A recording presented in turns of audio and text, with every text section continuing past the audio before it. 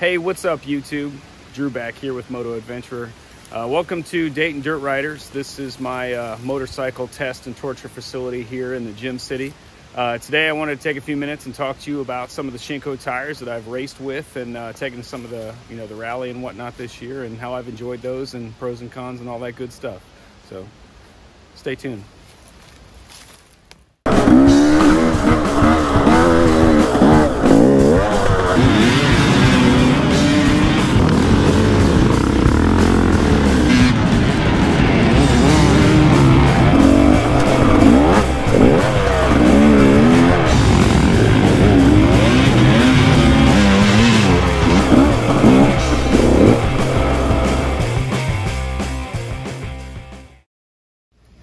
So before we get started today, I want to talk about some housekeeping issues. I want to let everybody know.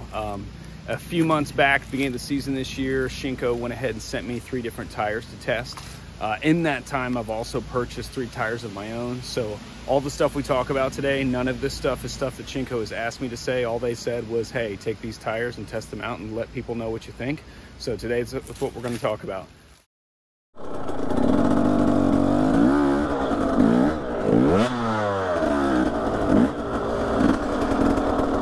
Back in, I guess that would have been January,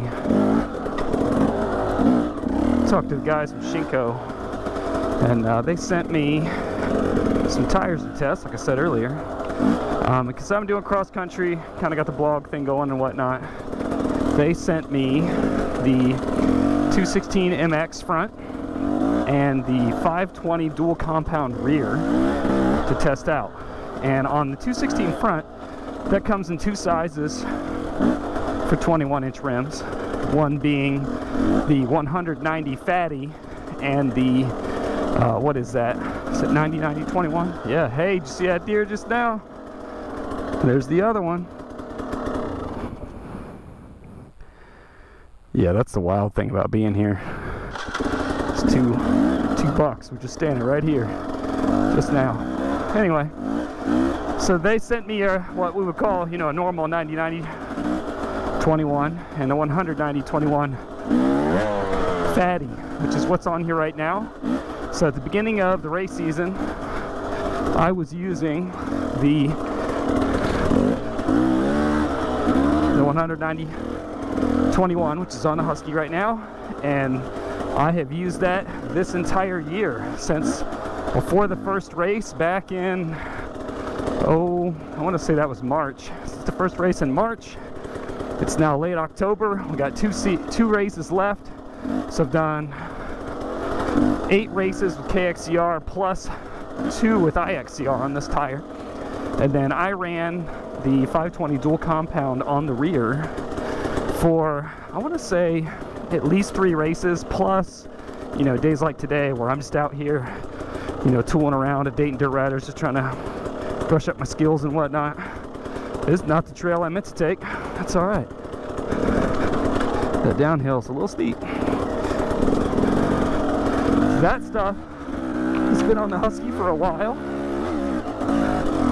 And then I also ran 90-90 on the 350. And then right now we are riding with that 216 MX on the front, like I said, and the 505 hybrid, or excuse me, 525 hybrid gummy on the back. Just probably done the majority of my races this year for KXCR. It's been that 525.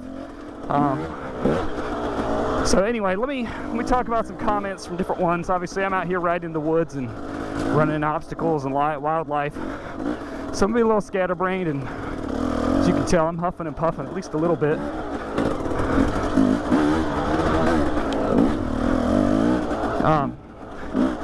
So as far as cross-country racing goes, last year I ran the Michelin Star Cross 5 medium, and I ran that front and rear, and I ran that the full season, and that was a good tire.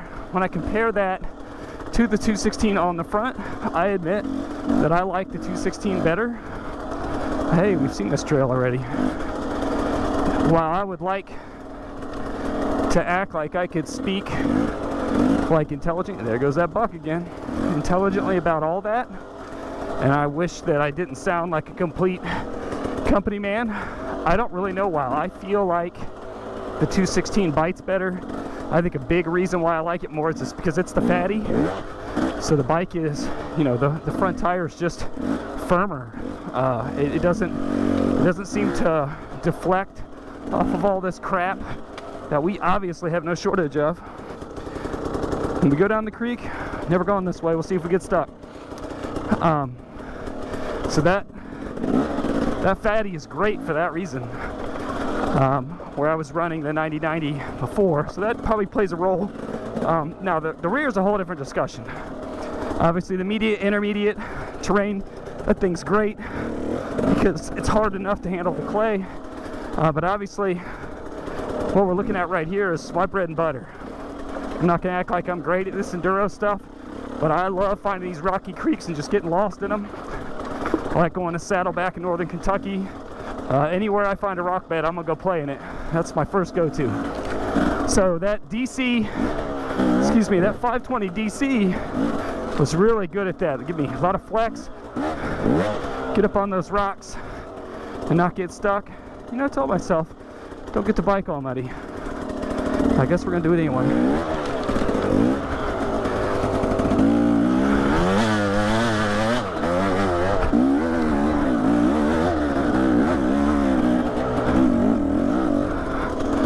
Different gear, eh? There we go. So that 520 is phenomenal. On a day like today, I was also running a 120 rear. This bike calls for 110, and I admit that after I change this tire, the next one I buy is going to be another 120 rear. I really like the way that DC put power to the ground between being lighter, being softer, flattening out over the rocks and whatnot, and that softer compound sure made an improvement doing those silly rocky creek beds like that. And the disadvantage that I found was that the blocks are obviously a little closer together on that 520. That one nice and hit that off camber. Had to work on grinding that rut there. With the blocks being closer together on the 520 versus the 525 and being soft, the problem we have here at DDR, which you can't see because it's been amazingly dry this fall, is that the clay is hard as a rock and the knobs can't dig and they're soft, so they're not really, you know, they're not going to grab a hold of the dirt and move it out of the way, so they just polish the clay. Now that's not entirely the tire's fault. Part of that is purely, that's what it means to ride on clay, is that when it's like it is here, it gets baked all summer, you get a good rain in the fall, and it's a skating rink. In the winter it's soft, but it's still like really, really slippery, and everybody knows that crazy sound when you get stuck in it, just the suction and all that other stuff. Let's make a new trail. So the 520 racing here and in Clay City, to me, was not ideal for the conditions I'm used to and the skill level that I am. The 525 was a little bit more open. Knobs were a little sharper. That's not a, you know, hard and fast, perfect situation. We almost rode that rut without putting a foot down. Almost. So, you know, that both are a little soft. What I plan on doing is, when this one's done, I'm either going to go to the Shinko 546, which obviously I've not tested yet, or see if I can find a 525 that's not a hybrid. I think for a lot of people, a hybrid is great. If you're the kind of person that tends to ride when the weather's pretty good and it's not been super wet, that's great. Anyone will tell you that's ridden where we are today, there's no such thing as this place being dry. It has not rained in weeks, and you can see mud. And it's not bad. This is really minor, but it takes quite a while, a solid week without rain, to really make it dry out here. And because I ride here more than anywhere else, because I race in Kentucky, and I think that this bike is the rainmaker, Among others, I want a tire that's got a little bit more edge and a little stiffer knobs, in the hopes that I can dig through the mud a little bit more efficiently. Sorry, not the mud, the clay, a little bit more efficiently, because the mud's not that big a deal. 525 in the mud, no problem. 520 in the mud, not as good, but no problem. And like I said, as far as the 216 goes, it's phenomenal. So let me talk about the Shinko 505 real fast. So when I had the CRF 250L, which I probably should do a video on that I sold it. We'll talk about that soon enough. When I had that bike, I usually ran the Tusk D-Sport Adventure, which is essentially Dunlop 606, and other tires of that caliber, and those were fine for the Kentucky dual sport type stuff I like to do, but I brought those tires here, and that bike was absolutely helpless. Like, just once it saw clay, they got all loaded up. And unfortunately, that's, as most of us know, that's pretty typical for most dual sport DOT tires. I've ran the, what is that? The Michelin AC10, I forget what it is. That tire was pretty good on the 250L as well, but I still ran into the same thing in clay. It just did not seem, you know, to get the knobs in there, and I don't know how much of that is how thick the carcass is, because they're trying to manage the street.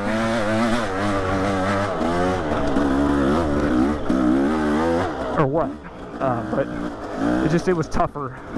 It's tougher on that tire. So anyway, so when I got the KTM 350 XCFW, so my new 350 4-stroke, I knew I needed a good tire to ride at Red River Scramble, and I didn't want to do something as street oriented as I had before. And most importantly, I knew that I was going to race that bike the way I raced this one, and I knew that I was going to go to the holler with it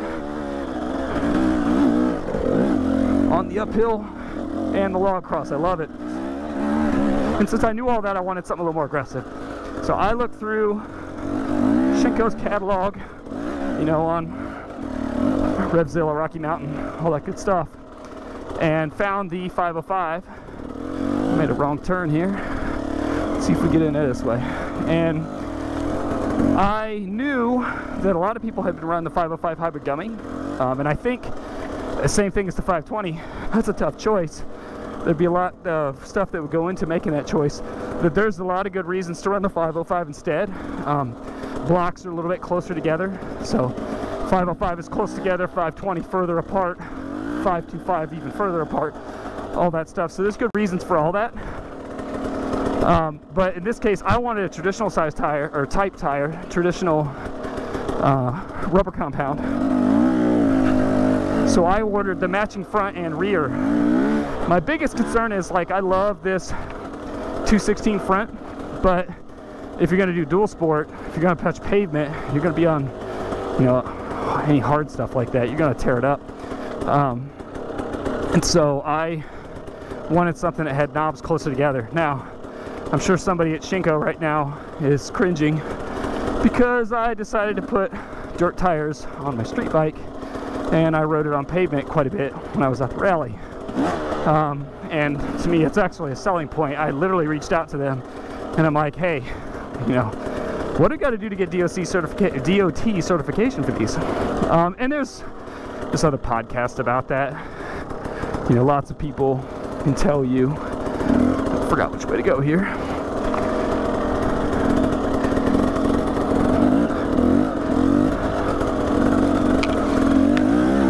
You know, there's other podcasts and vlogs and interviews and stuff. People can tell you what goes into that process. Never gone this way, we'll go today. And you know, essentially, you know, they're talking about research and fees and testing and all the stuff that goes into it. But whether they're interested or not, wow, this sucks profusely. I no shit think that the Shinko 505 is ripe to get DOT certification. It is very good on the street. And there's another dude, that was a doe. It is very good in the dirt, and no tire is good at everything, we know that. Yeah, there's no nails in here, no.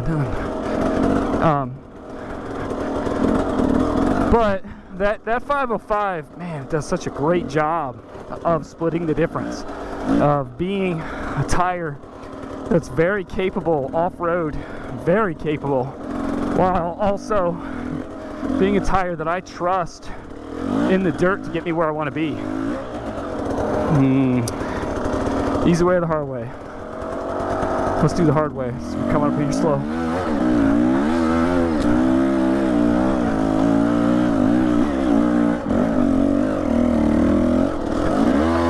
Got mixed up.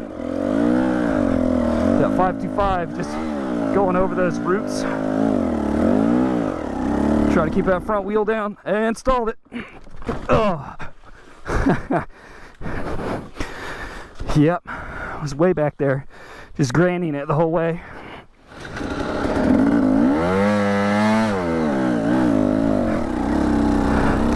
Yep, I jabbed my foot left, just lost it. But like I said, knobs are close enough together that I wasn't worried about them totally getting, you know, screwed on the street. Because to me, that's what's scary, right? A lot of people tell you that. Like, even with DOT, people are like, you know, it's like where they just don't like riding knobbies on the street, and it's understandable because they fold and flex and move. Wasn't sure what's going to happen there. I really wasn't. That concern and fear is legit and understandable, and I was, you know, that's part of what I was thinking over there, right? So going back down the way we came up, go hit the hard stuff, not the hard stuff, the opposite line. Yeah, we have to find this and hit this with some gusto. All right. Anyway, so I have a set of 505s.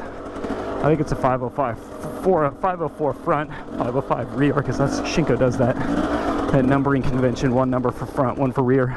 And I don't currently have those on the 350, but if it stays dry the way it has been, then I'm gonna run those at a race this season.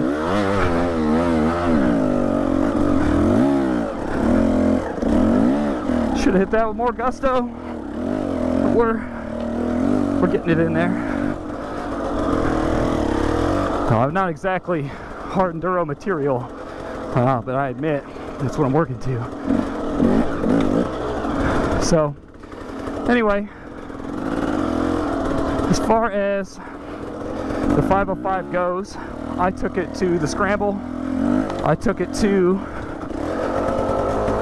the hauler, and it wasn't super wet. We had definitely had some wet weeks. Scramble had some pretty good rain this year prior to the event, and I was really happy with how much bite I had on the front, despite the knob position that I was really worried about initially. And I really like that rear end. Again, both can get a little bit loaded, but the front amazed me. It amazed me how many knobs were on that front tire, and yet it still had bite to work off-road. So anyway, 525 rear, big fan of it being wide. And you know, having nice big blocks and big spaces in between them to clear out that mud, because mud is a fact of life. Riding at the hauler in Kentucky, riding here at Dayton Dirt Riders, right outside the Miami River. And I really like the 520, and today would be ideal for the 520, but I think it's going to rain at the race this weekend, and so I'm not going to change the 520, but I will run that again. I regret not having it on right now. That's the way that it is. And like I said, I'm going to run a 525 that's not a gummy at some point. I like gummies. I think gummies are ideal for conditions like today and rocks and all that stuff that I love to do, but unfortunately, as a guy who can change tires whenever I want, I ride in all conditions, race in all conditions, and it's not perfectly ideal. And I admit my talent is limited. So more talented people may find it easier. 505, my new go-to. I call it dual sport. I know it's not DOT, but if I'm going to potentially race on a day like today, those tires would also be perfect for as dry as it is right now. I only worry about them in thick clay. They're probably just fine in mud. So what's up next? As I said, I want to do the Shinko 546. I want to do both the front and rear. I forget what the front number is, probably like 545 or something, whatever. Or F and R, I think is what it is. Those are very similar to Michelin Starcross 5 Medium, and I'm anxious to see what does a standard compound 525 feel like on the trail next to the 546 rear. I'm gonna have a hard time picking between the MX or the 216 MX on the front versus the 546 because both of those look good, but because that 216X comes in the fatty front, I can see I might have a preference to that just because I like that fatty front so much. It's just so good.